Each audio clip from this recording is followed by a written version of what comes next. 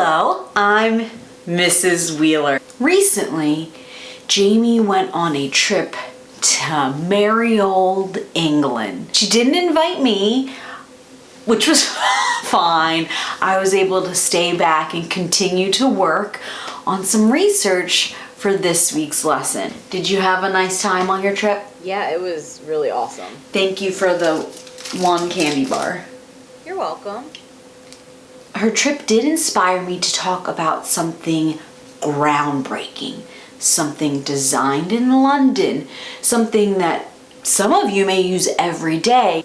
What is that I'm talking about? The London Underground. Specifically, the London Underground Tube map.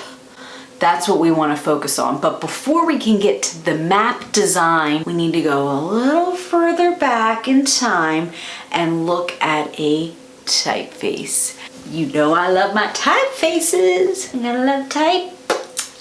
So we're going back to 1915. Edward Johnston, he was commissioned to do a typeface for the signage of the underground. You know, what you look at to know where you are. He was a typeface designer, but he was still very influenced and believed in some old school methods such as a quill, you know, with a big old feather, and some ink and pen nibs. Some things you'll notice that I think are pretty nifty is on the dot of the J and the I is actually a little tilted square, and that's because it looks like a pen nib dipped in ink was used to create it.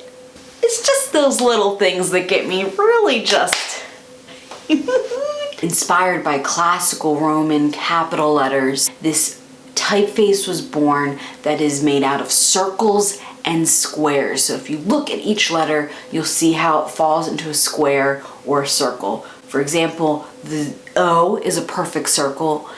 The M has the tops cut off so that it would fit perfectly in a square. It's just so neat. A few years later, we have an engineering draftsman named Henry Beck. And poor old Henry, he works for the transportation company. And Henry gets laid off because of budget cuts.